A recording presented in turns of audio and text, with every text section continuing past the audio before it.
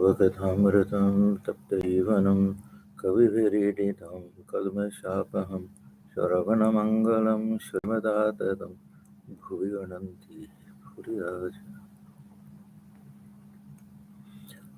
Your words are like nectar, bringing life to scorched souls.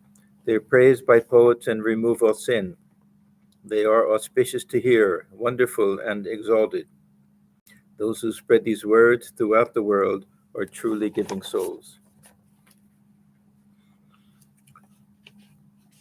And welcome everyone to our class on the Gospel of Sri Ramakrishna.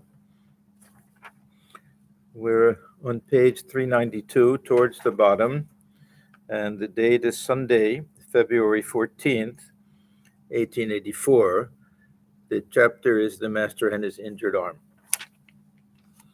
So we saw the last two times how Sri Ramakrishna went into an ecstatic mood. He was outside, he fell down and broke his arm.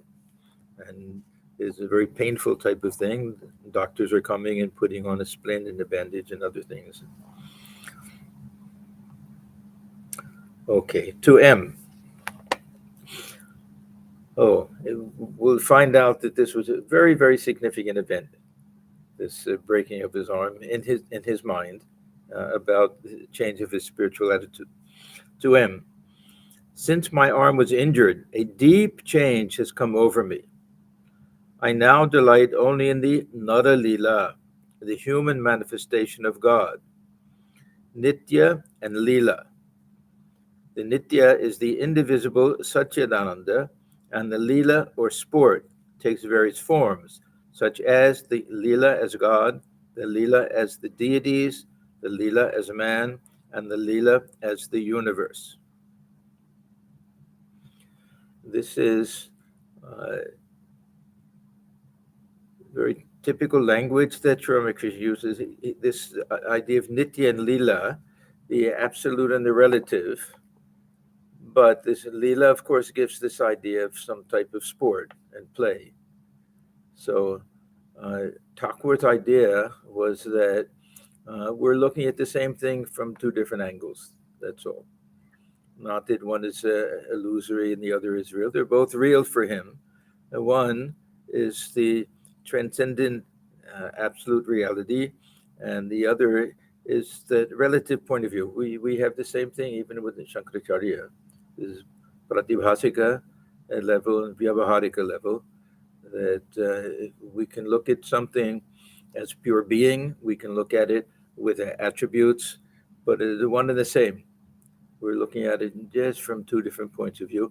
But for Sri Ramakrishna, it also meant that to see this Nitya, his mind would soar to some other realm where he wasn't aware of anything of the external world.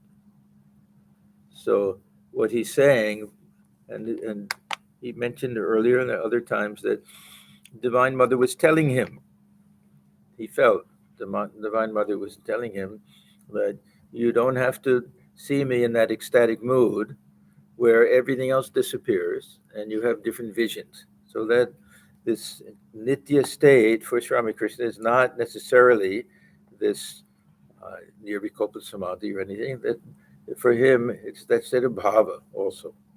That state of bhava where he's experiencing the divine in some transcendent manner. That means not seeing anything, with eyes closed. He used to say, if we see God with eyes closed, can't we see God with eyes open? So this is a way of saying that, and now he would rather see God dwelling within this universe and seeing this universe as a manifestation of God. These two aspects for him represented Leela. And this Nara Leela, this also has two different meanings. That one is to see God dwelling in all living beings, human beings especially, but all living beings. And the other is the avatar, special manifestation of God in human form. Sri Ramakrishna uses these interchangeably. When he talks about this Nara Leela, sometimes he's talking about this special manifestation God manifesting in all beings is one thing, but a special manifestation as the avatar. So both of these will generally fall under this category of Nada Lila. So we have all of these different types. This Lila as Ishvara, that means this the divine play. We have all of these Puranic ideas also as the deities, that type of sport. Uh, this, if we want to be very specific about it, we can make a distinction between this this Leela of Sri Krishna and this Leela of Divine Mother. He's kind of making a little bit of distinction like that. And one is a Deva Leela and the other is not a Leela, because one takes place on earth with the human manifestation and the other in some divine realm. Otherwise, he doesn't make any distinction, really. It's not a very strong type of distinction. We are now maybe one third into the gospel. Hmm. Do you find anything to substantiate what Thakur said? Yeah, now this is a very interesting point. That for Sri Ramakrishna, he says that a very deep change, but Thakur always saw God dwelling within human beings. He always, uh, I think that the change is a subtle change. He says that a deep change, but I think just in the tendency of his mind, and I think we see it more strongly in Kashipur. In Kashipur, it was always seeing God dwelling within, seeing. Uh, we have that nice illustration that I like so much that Latu is sitting like this. Thakur says, "You see Latu with his chin on his hand. I see Rama alone sitting." He would make statements like that. So I don't know. I don't think that it's uh, a radical change in his way of thinking. I think it's his attitude now is more in that direction. That's all. The other thing is that he used to say towards the end, his mind was going more towards the infinite absolute. Yeah, which was the sign that he was about ready to give up this human body in this that lila on earth. So yeah, on one level, it's not something new or different. Yeah, yeah, but a deep change. He says it in several places, and as if Divine Mother was telling him, now don't see me just with eyes closed and with the visions and everything. See me dwelling within all the beings. So a little shift, I would say. Yeah, it may be overstating it when he says a deep change has come over me. I now delight only in another Leela. Now, does that mean that after this he doesn't have visions of the Divine Mother and all that? He still does. Huh? But a little bit of a shift, huh? Satubhai, what do you think? Yeah.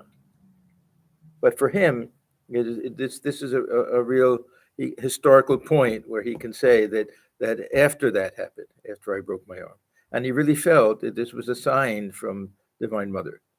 And also once he says after he had this vision of Sita, his life was mostly suffering or Uh huh.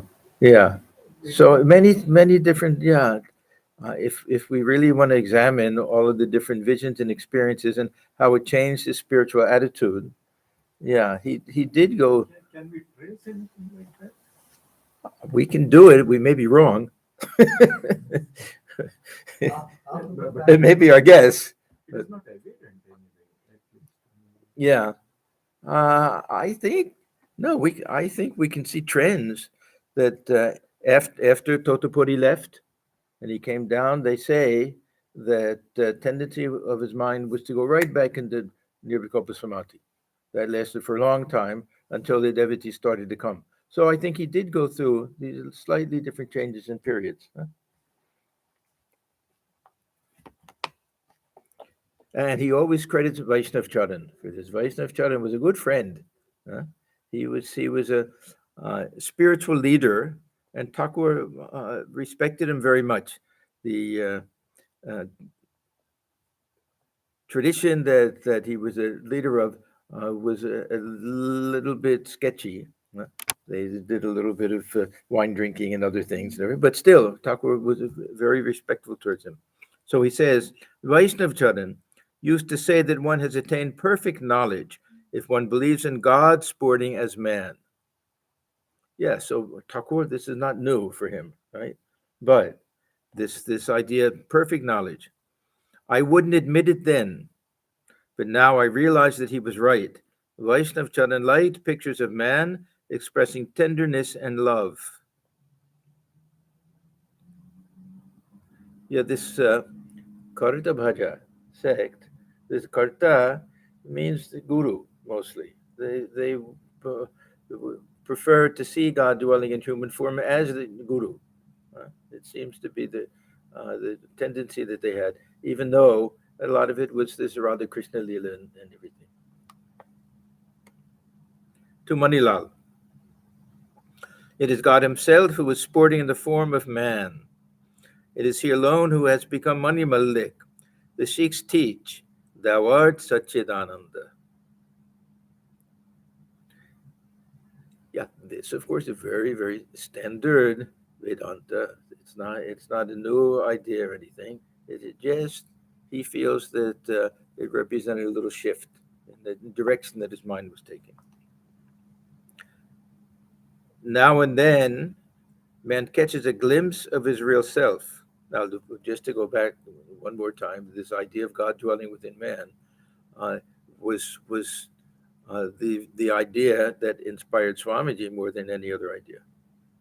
And he got it directly from Sri Ramakrishna. He says in many places that is through the grace of Sri Ramakrishna, I understood this, that highest worship of God is service of mankind. And so, yeah, it's not that he didn't have this realization before and this conviction and experience before. A little slight change, I say. Now and then, man catches a glimpse of his real self and becomes speechless with wonder. At such times, he swims in an ocean of joy.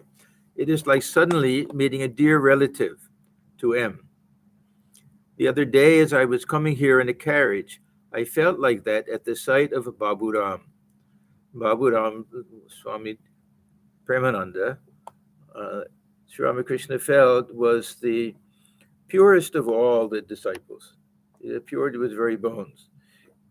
So much so that, and this is another instance, Thakur went through all different phases. Sometimes he couldn't touch metal or couldn't touch money. At one period, when he was in Samadhi, no one could touch him except Baburam. Even Swamiji and Naren and Rakal and all of the others who he designated as perfect souls, Ishvara Kotis and everything. It had to be this Baburam because he was so pure and innocent.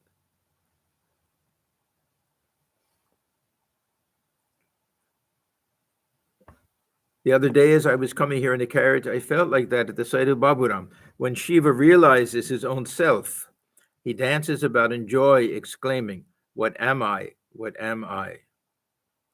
The same thing has been described in the Adhyatma Ramayana. Sri Ramakrishna was very, very fond of this text. Narada said, "O Rama, all men are thy forms, and it is Sita who has become all women." On looking at the actors in the Ram Lila, I felt that Narayana himself had taken these human forms. The genuine and the imitation appeared to be the same. Ashul Nokol, this was one of Thakur's little expressions, that when he would go to the theater and they would ask, "Well, what did you think, Chaitanya Lila and everything?" He would say, seeing the actors, it was like seeing them. It's really seeing Chaitanya Dev and others. That was the tendency of his mind, that even the imitation thing would awaken the idea of the genuine thing. Now, here's a translation I don't like at all. It says, "Why do people worship virgins?" It sounds very strange to me. It really means, why did they do Kumari Puja? This is not really means, this is what it says in the original. This Kumari Puja is worshiping the Divine Mother in the form of a young girl. It's not that it's a woman who's remained celibate or anything like that. It's a pre-adolescent girl, usually 5, 6, 7, 8, something like that, that age limit. We remember that Hridoy, that he wanted to worship Trailokyanath's young daughter, little girl, that same way. So this is a very standard thing. It's not just Ramakrishna. It is done, or Durga Puja. This is the most important part, most popular part at least, of the Durga Puja every year, where a young girl will be all dressed up, and they'll carry her and put her in a chair and everything, and they'll actually worship her as image of the Divine Mother. So this there's nothing very strange about this. It sounds strange, but so why do people perform this Kumari Puja? All women are so many forms of the Divine Mother, but her manifestation is greatest in pure-souled Kumaris. We can say young girls, those who pre-adolescent, not just girls, even boys. For Sri Ramakrishna, those who hadn't reached the age where they had any concept of sex, anything like that, that he felt that there was a certain purity of mind before they reached teenage age or adolescent age. To M. Why do I become impatient when I'm ill? Because the mother has placed me in the state of a child. We've seen this many times, that Sri Ramakrishna, partly because the spiritual attitude that he has as a child of the Divine Mother, partly because of that, and partly because it was just, I think, his nature, natural to him, that he would behave the way a child would behave, a young boy. And he used to say that this is one of the signs of the Paramahamsa. Paramahamsa likes to keep 5-year-old boys near him, arop korte, so that he can feel himself to be the same and almost imitate him, to see how carefree the young children are and everything. So this was very natural for Sri Ramakrishna. He had to have some very strong personality traits. Otherwise, his mind would just go straight up, would merge in the absolute. He had to have some way to keep the mind down and to really feel his human side. So this human nature for him very often manifested as this being a boy, a young boy. This is Balabhav. This and as I say, very typical of what Thakur calls Santambhava, this idea that we look upon God as our very own mother and look upon ourselves as small, usually boys. Women can do it. Women, the standard thing is looking upon God as their child, because we have Yashoda, Mother Yashoda. It can be done either way. But the standard thing, usually this is an attitude that very often men will take who worship the Divine Mother. If they want to worship her in that particular way, they have to look upon themselves as small children.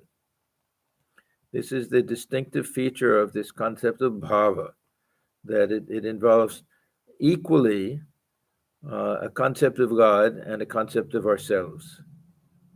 And this is why that any time Thakur undertook any of these spiritual practices with these different bhavas, Vaishnava bhavas and everything, that first thing he had to do was remake his personality, re-identify with the ideal worshiper. So if he wanted to worship Rama, he had to become Hanuman. So he did everything he could, dressed like Hanuman. He wrapped his cloth around so it was like a tail in back, would hop from place to place, would live on fruits and things, and everything, so that he could feel himself, enter into the mindset of Hanuman as the ideal servant of Rama. So in order to worship the Divine Mother, according to this type of attitude, he had to look upon himself as a child, and it became a natural attitude for him. So why do I become impatient when I'm ill? Because the mother has placed me in the state of a child. The child depends entirely on its mother. So look at the difference between Dasya Bhava and this Dasya Bhava, that one stands on one's own feet and says, well, I have to do everything to protect the master. This is the opposite, that I'm a helpless child. I have to rely 100% on mother. So they're all beautiful spiritual attitudes, and they just work better for different people. The, one of the unique features of Sri Ramakrishna's life is that they all worked for him. He would do one after another, and it was never anything forced. That once he got into that mood, it was 100% in that mood. So that was really, we don't find this uh, manifest this way to this extent anywhere in the religious history of the world that I know of. It was really something remarkable. How take attitudes that seem so opposite to the worship the Divine Mother as Mother Kali, and then to worship Ram as the little baby. All these things, none of them caused any type of contradiction in his mind. One after the other, he could do them, and because he knew that they were bhavas. He knew that this was Jaman Bhav Dem Nilav. He used to repeat that all the time. That depending on our spiritual mood, we'll have some type of realization. We'll get something depending on that mood. If somebody believes that God is Krishna and nothing else, then they're stuck with that one mood, and then they won't have too much sympathy for people with another mood. Those who understand this whole idea that God, this sport takes place in so many different ways and infinite varieties and everything, and they're all paths to God realization. And then they can enjoy all of them. So Yeah. he also practiced Christianity and Islam, right? He didn't really practice Christianity. Sometimes we say that. Uh, he listened to some readings from the Bible, and he got into that mood and felt that pull and that attraction. And then while looking at the painting of the mother and Madonna and child, then he had that experience. Light came out and everything. So we can't really say that he practiced it. Islam, he did practice the Sufi tradition of Islam. That was a little bit more of real sadhana, where he would dress like the Muslims, and he would take food. Actually, he wanted a Muslim cook. And then the authorities at the temples said, no, that's too much. So they got a Muslim cook to direct a Hindu. I don't know what it means. The style of cooking is not so different. No. Maybe they wanted to eat beef. I doubt it. I think I remember reading Madhur Babu actually dissuaded him not to eat meat because he asked them to provide. Yeah, that I don't know. Somehow convinced him not to was go. already available. Meat would have been available. Yeah, goat meat and everything. Yeah, it may have been just cooking with onions and garlic. It could have been. I've never read anything about beef, certainly. Huh? So do I. No. Goats used to be sacrificed. Goats, of course. Yeah. No, I think it's just the style. A little bit more, maybe spices are a little different. More onion. Probably they didn't cook with onion at the temple. His feelings were so intense that he didn't want to enter the Kali temple. Yeah, he took all of the pictures out of his room of the gods and goddesses. Yeah, because he was following the tradition. Tradition of Islam is there's no human representation of God. He took all the pictures out, wouldn't go to the temple. Yeah, he did that. That was standard with him. And he wanted to. Huh? That was Yeah, it was very dangerous. He was, and with going into a church, he said to mother, let me look from outside. That may be too much for them. If I go into church, they may ask me to leave the temple.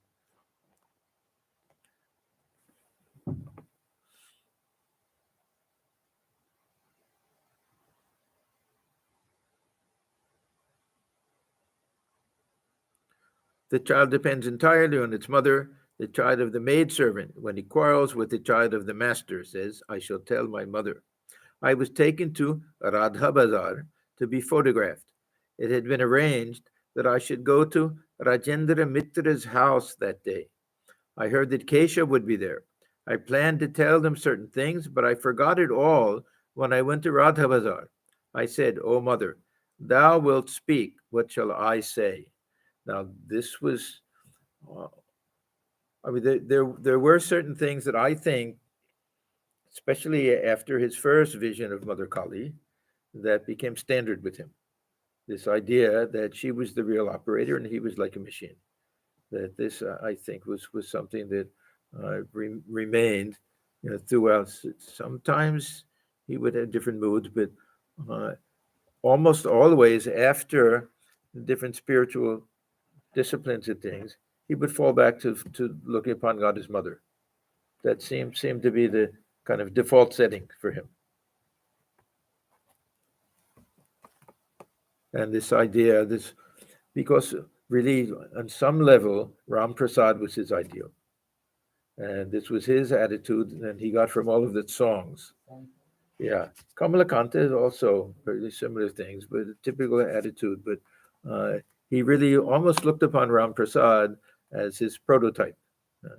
He said, "Mother, you revealed yourself to Ram Prasad. Why not to me?" He would They came much before him, sir. about 100 years before. Both. Previous, no, Kamalakanta was later.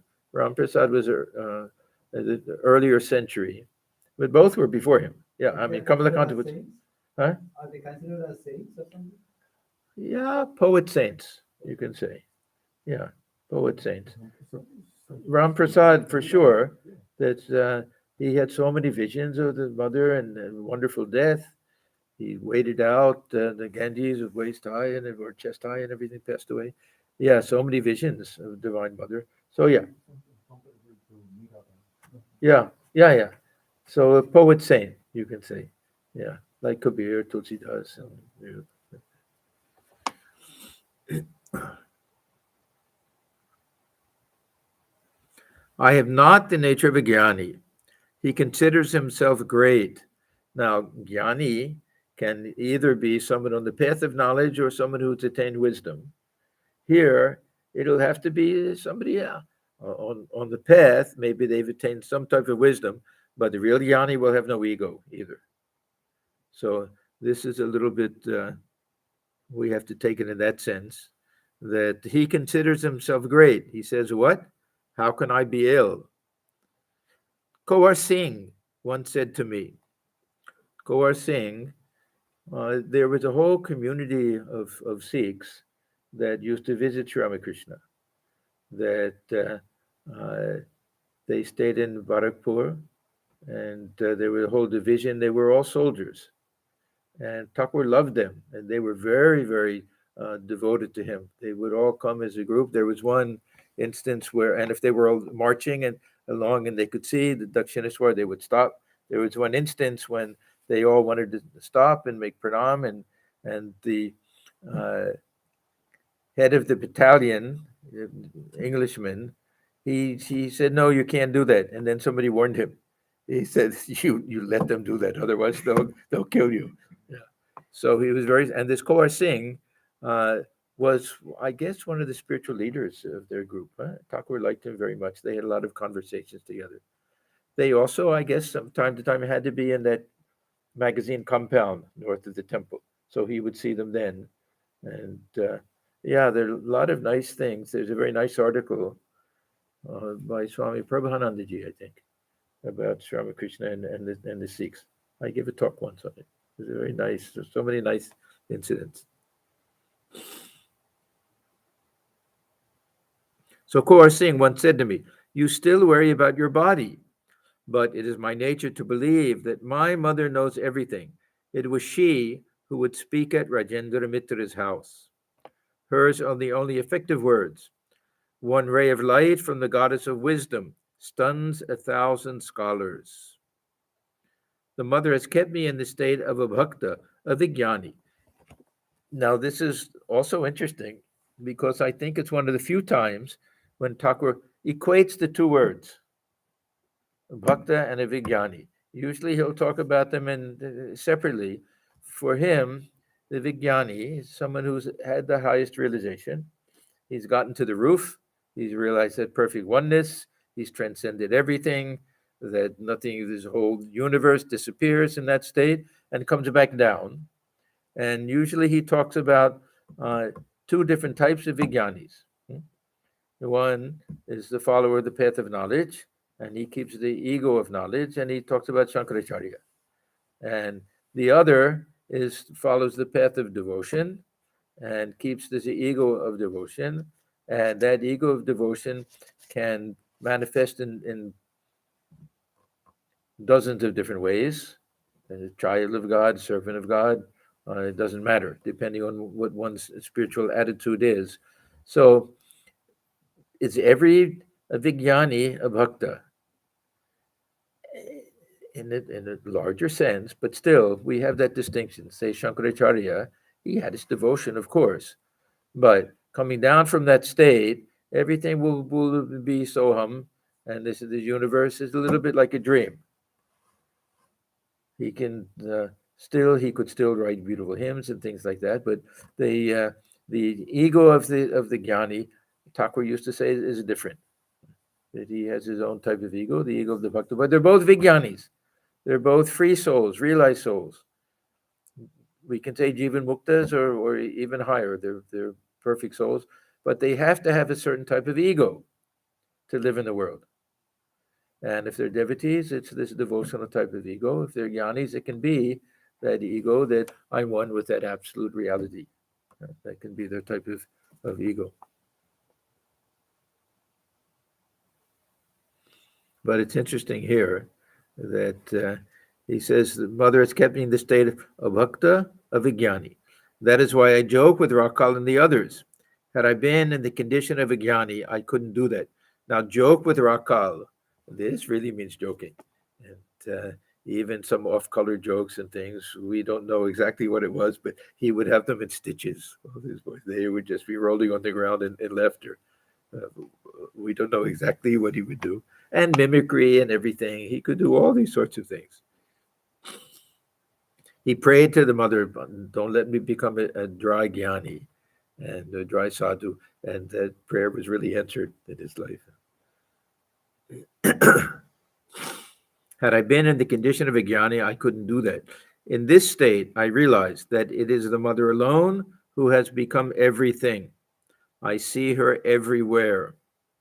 Now, Thakur, he would see everything as a manifestation of the Divine Mother, and he would see the Divine Mother dwelling within everyone. So, two slightly different things. We don't have to make a big deal about the difference, but he would see this whole physical universe as nothing chinmay, nothing but this manifestation of consciousness or manifestation of the Divine Mother. But when he looked in the eyes of everybody and saw that light coming out, that was the direct presence of God dwelling within. So both in inanimate things and also in living beings, this vision of God. So he would say, I see everything. God has begun everything, and I see God in everyone. It's a slightly different way of understanding it. So I realized that mother alone, who has become everything. See, sometimes he'll say Brahman alone has become everything. Ishvara alone, God alone has become everything. This idea of mother alone has become everything makes more sense from a philosophical point of view, because mother is also divine nature, Prakriti and Shakti and everything. I see her everywhere. In the Kali temple, I found that the mother herself had become everything. Even the wicked, even the brother of Bhagavat Pandit. I don't know who this is. Huh? We read that the other day. Yeah. Once I was about to scold Ramlal's mother, but I had to restrain myself. I saw her to be a form of the Divine Mother. Again, I did do this Kumari Puja. I worship Virgin because I see in them the Divine Mother. My wife strokes my feet. Sri Ramakrishna never referred to Holy Mother by her name. This was a very common thing to not mention the name of anyone that one has respect or reverence for. So Thakur, we never hear him talking about Totopuri, always Nangta. And for Holy Mother, it was almost always that Ramlal's aunt, that he would refer to her that way. And never says Sharada or anything like that. Generally, a wife won't call her husband refer to him by his name in front of other people. Husbands aren't as respectful as wives. But Thakur, he would never do that. So sometimes he would say, my wife. So, the Holy Mother, my wife strokes my feet, but I salute her afterwards.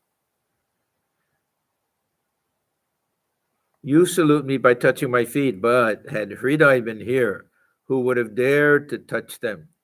See, sometimes I think we fail to realize how Hridai really tortured Ramakrishna and how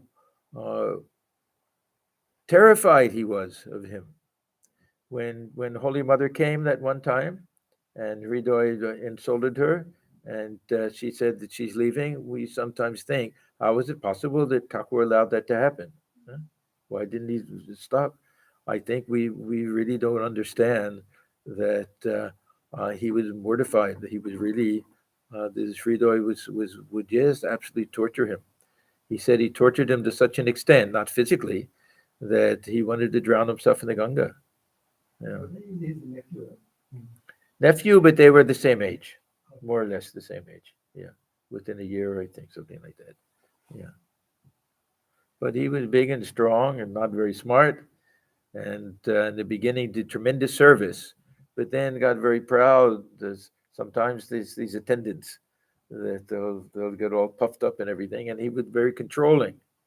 And so he says that Hridai didn't like people to touch his feet and everything, so it would have been a big problem. He wouldn't have allowed anyone to do it. I have to return your salutes because the Mother has placed me in a state in which I see God in everything. You see, one cannot exclude even a wicked person. A tulsi leaf, however dry or small, can be used for worship in the temple.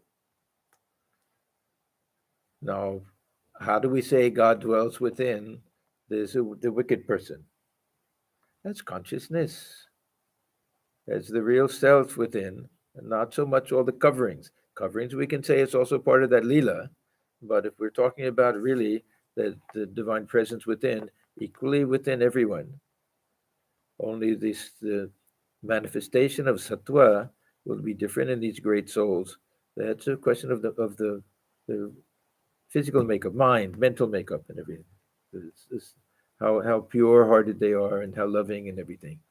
The other distinction is there may be two people, they're both very sattvic, one has tremendous power. Shakti Vishesha, Thakur used to use that expression. That's a distinct difference in spiritual power.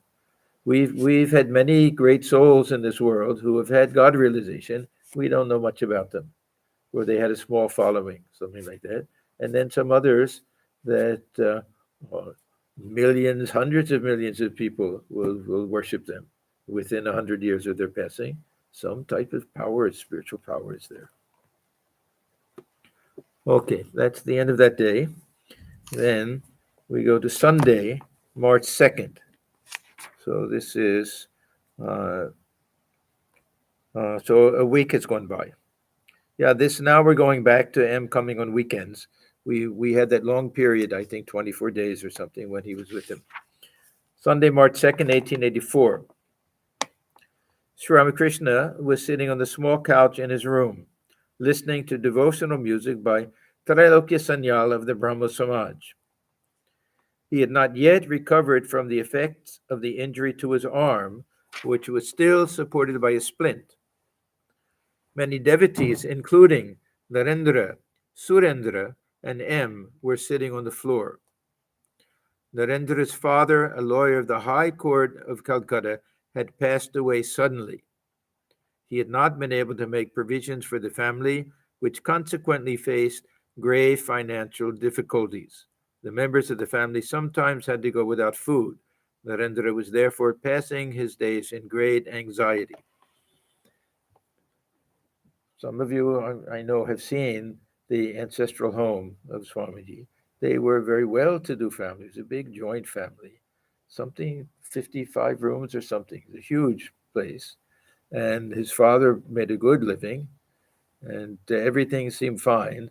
But the father, it turned out, was supporting all of these relatives who didn't want to work. Some of them had very bad habits, the drinking and other things. And it turned out that his father not only gave away most of it, but was in debt. And the other relatives absolutely took advantage of the situation. That because of that, they wanted to kick out that Swamiji's family, the mother and Swamiji's brothers. I don't know if the sisters were living at home then or married, but anyhow, the family, and it was a terrible thing. And it went on throughout Swamiji's life. Huh? We read I think the day before he passed away, he had to go to the court to finally settle it. One aunt in particular, they had to uh, sue and everything. And anyhow, it was such a burden on Swamiji throughout the rest of his life.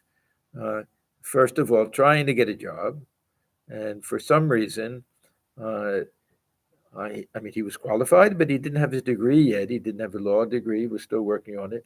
For some reason, it was very hard for him to find a job. He went from place to place, and uh, would go barefoot.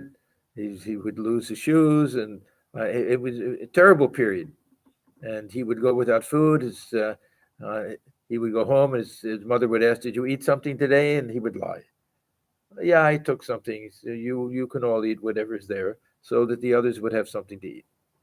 So it was really a horrible thing, and he always had a little bit of this guilt feeling that he used to say, "Oh, I was nothing but suffering to my mother. Let me do something for her at the end of her life and everything." Uh, but what could he do? Thakur laid the whole burden of this whole spiritual movement on his shoulders. So what a terrible dilemma that Swamiji had to face. Really, we can hardly imagine. And at the same time, doing intense spiritual practice and having all sorts of realization, samadhi, and all sorts of things. So this was possible only for Swamiji. He was really. So how did his family support it?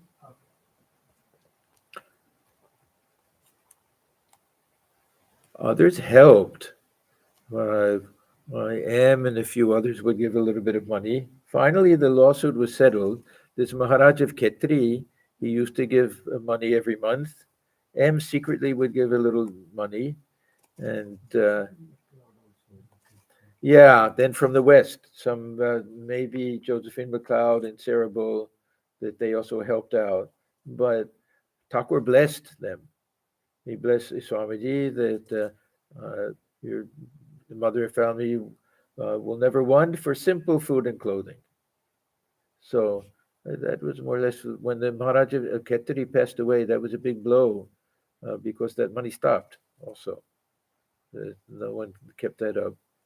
So somehow managed. And Swamiji, he was very, very careful that not a penny that he raised for the work would go personally to his mother.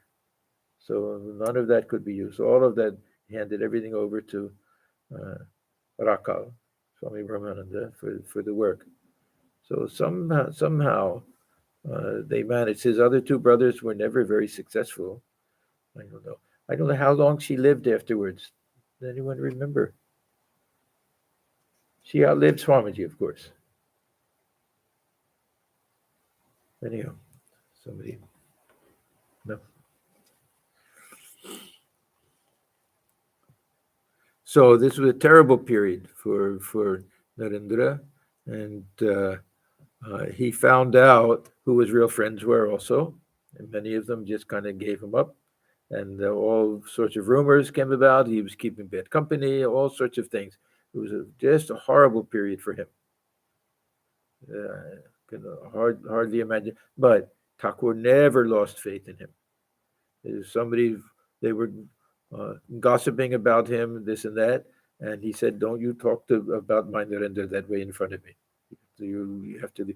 There's one other time somebody was criticizing him, and then he left, and Thakur said, "Go bring some Ganges water and sprinkle it on that spot where he was sitting." And they said, "Why?" He said, "Don't you know Shiva himself was criticized today? That Swamiji had such," and he said, "I know my Narendra. That none of these things can be true." He never lost faith in him. And this Ananda Guha, he also said, "I know him. He's not such a bad person. People thought he's running around with somebody bad character and everything." And so Narendra's father, a lawyer of the High Court of Calcutta, had passed away suddenly. He had not been able to make provisions for the family, which consequently faced grave financial difficulties. The members of the family sometimes had to go without food. Narendra was then passing his days in great anxiety. Now we're going to get a whole bunch of songs and everything. So this seems a little bit out of place here, but we'll come back to it. It'll make sense later. We may not get to it today. But this also had a little hidden purpose, because it was through this that Narendra accepted Mother Kali. That the night, Kali Puja night, that Swamiji asked Thakur, "You please," he says, "I don't believe in Mother, but you believe in her. So you pray to her." Now, what if, funny, that means that he must have had some faith in her. But No, he had faith only in Thakur's prayers. Yeah, but he has to faith in Thakur's prayers to Mother. He had that some feeling. He said, "You talk to her." But he may not have had that emotional. No, he did that. He didn't have. And then Thakur said, "She doesn't listen to you because you don't accept her. She won't listen to me either because you don't accept her. So you have to go." Anyhow, he had that experience in the Kali temple that night, and everything changed. And later, of course, we know that this worship of Mother Kali became very important in Swamiji's life. He didn't talk about it very much, but he would say, "It's my special fad." He used that expression.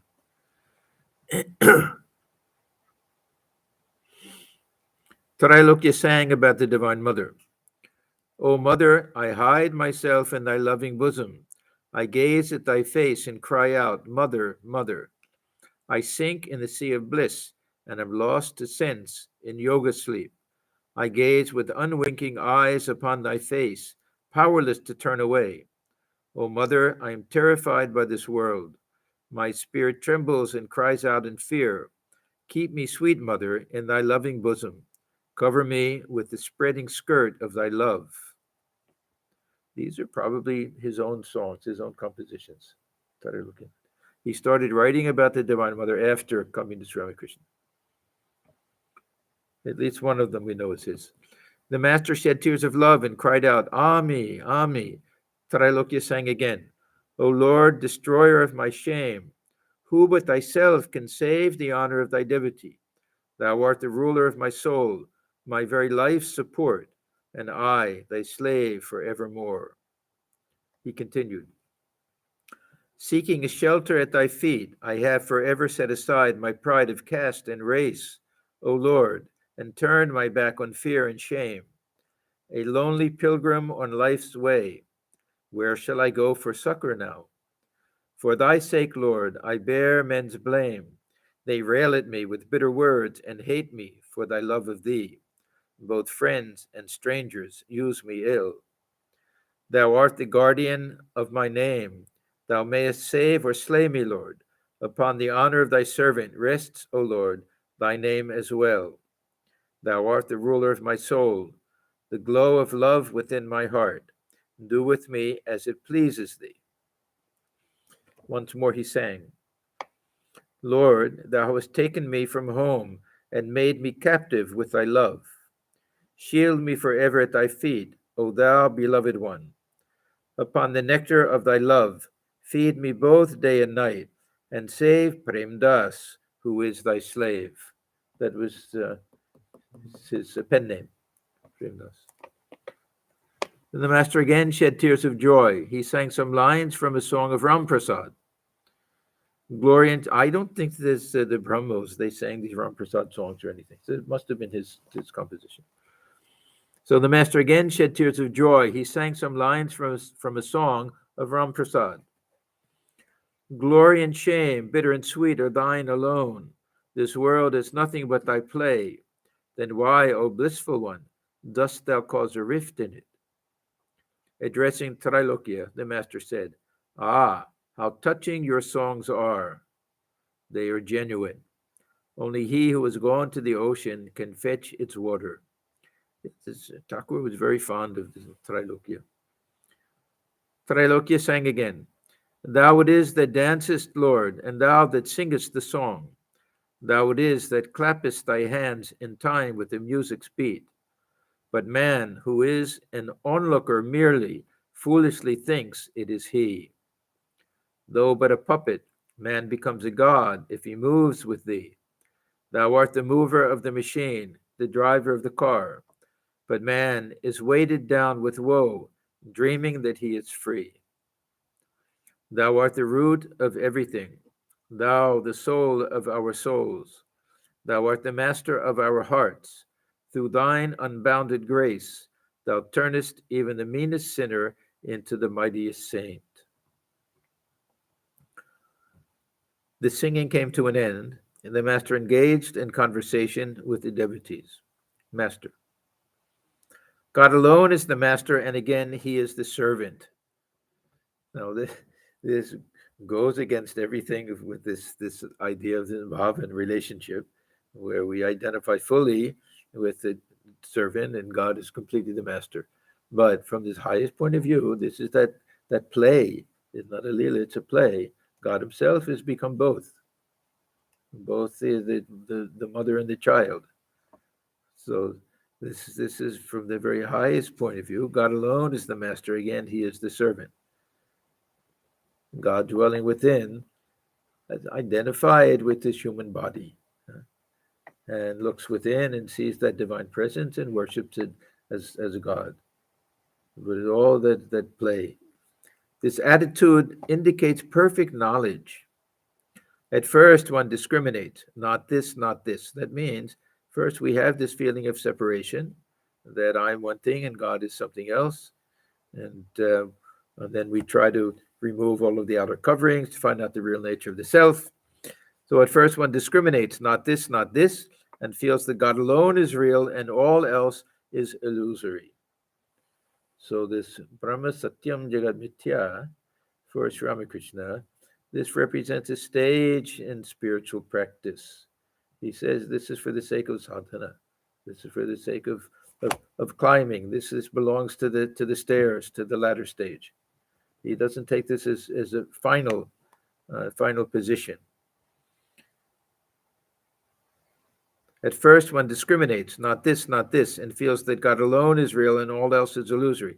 Afterwards, the same person finds that it is God himself who has become all this. See, we had before Brahman itself, and we've had the Divine Mother herself. And now it's God himself who has become all this. The universe, Maya, and the living beings. First negation, and then affirmation. So this is that negation is in order to disengage. See, we falsely identify with everything. We have to be able to separate this process of discrimination, find out the real nature of the self, in order to see how that self is also the self of the universe and how that can manifest. When the mind is mixed up with everything, when I think of myself as his mind and body, then I can't say I am Brahman. I can't. I have to work it out from this dualistic point of view. So we start out from a dualistic point of view, and that gets higher and higher and higher, and that starts to disappear. We peel away the outer coverings and everything, and we realize oneness. So it is the same thing that Vedantic people say, neti, neti. Yeah, neti is a type of spiritual practice where we have to ask ourselves, what is the real I within? What is my real feeling that I have of existing? Is it based on this physical body? Is it based on even the mind and personality? And We eliminate one by one. Do I have a sense of existence that's free from the senses? If I lose my sense of sight, am I not the same I? If the body goes old, is it not the same I? We discriminate that way, and then realize this I is the real self, which has been the witness of all the changes throughout a whole lifetime. That's the real I. So that's the process of 1880. It can be done with the external universe, everything that's changing, but really it's uh, applicable better with this idea of peeling away the all of the upadhis, the superimpositions, to find the real substance underlying it. This is the view held by the Puranas. Now, by the Puranas, this will really, it'll come to mean Ramanuja here. See, when he says the Puranas, he means devotional and dualistic. And Ramanuja, we call it qualified non-dualism, but it's really a dualistic system. Ultimately, there are many jivas, and there's a reality to the external world and everything. So he'll give the example of the bell fruit. And this is a very typical way of looking at things from the point of view of this qualified non-dualism. So first negation and then affirmation. This is a view held by the Puranas. A Vilva fruit, for instance, includes flesh, seeds, and shell. You get the flesh by discarding the shell and seeds. But if you want to know the weight of the fruit, you cannot find it if you discard the shell and seeds. Just so, one should attain Satchidananda by negating the universe and its living beings. That means we have to peel it, and we have to get out of eliminate the seeds and everything to get just the flesh. But after the attainment of Satchidananda, one finds that Satchidananda itself has become the universe and the living beings. It is of one substance that the flesh and the shell and seeds are made, just like butter and buttermilk.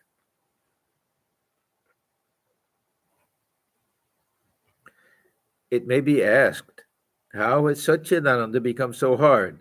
This earth does indeed feel very hard to the touch. The answer is that blood and semen are thin liquids, and yet out of them comes such a big creature as man. Everything is possible for God. First of all, reach the indivisible Satchidananda, and then coming down, look at the universe. You will then find that everything is its manifestation. It is God alone who has become everything. The world by no means exists apart from him. This is not different from the Advaitic point of view, only the attitude is a little different. Either we say there's the outcome of Maya or the manifestation of the Divine Mother. They're not very different. If we say it's like a dream, one will say that means it's unreal. Another will say that no, this whole universe uh, is like a dream, but a dream is also something that we experience. A dream, it's not just something to be dismissed. We have a dream, we experience it. We can say that the dream world is just as real as the waking state. Dream state is just as real as the waking state, or we can say the waking state is just as unreal as the dream state. The two different attitudes. For Sri Ramakrishna, he liked the other one, that the dream is also real. So it's not that there's no distinction between this Brahman and the universe. The universe is a constant state of flux. Everything will disappear. That's completely recognized. But this is also part of that divine play. It's not something that we can just pretend doesn't exist or is imaginary or an illusion. Even if it's some type of illusion, where does it come from, this illusion? If Brahman alone is the source of everything, it has to come from Brahman. So we can disregard all of these things. I can say that this physical body of mine, I'm trying to realize the real nature of the self, I'll eliminate it. Doesn't mean I'm going to kill it. I eliminate this personality. I'll try to transcend all of these things. But it doesn't mean when I come back down that I'm not a composite of that real self and this apparent self. The real and the apparent self belong to one and the same reality. They're not two separate things. We can't just, I mean, we can. There are jnanis who will do that. Will really pay no attention to the world. They'll just accept it as a play of Maya. But even that has to have a source. So the worshippers of the Divine Mother, they say it comes from the divine. It should be divine. That's all. That we see it as a manifestation of the play of the Mother. When we get to the details of it, then it becomes hard. Why such suffering and misery and everything? It will be like admitting the magical act is as real as the magician. Yeah. So see, Thakur will talk in both ways. He'll say, "Don't get lost in the beauty of the garden. Try to find the gardener. Try to find the owner of the garden." But he'll also put it the other way, that look at the garden is the manifestation of the work of the gardener. Look, it depends. If someone is too strong in one direction, he'll talk the other way. He'll always correct people Maybe a little bit after realization it is. after realization. As Yeah. God it is real, Yeah. but as the world it is unreal. Yeah, and we have to remember that this word "real" has some very strict parameters to it. It has to be unchanging. It has to be permanent. Can't be the result of a combination of parts.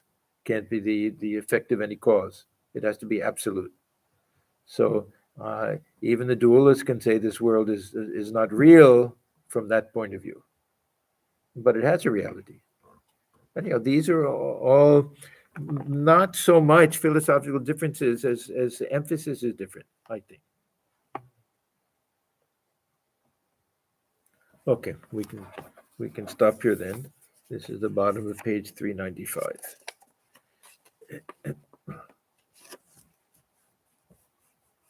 Uh, Not next Friday, the Friday after that, 24th.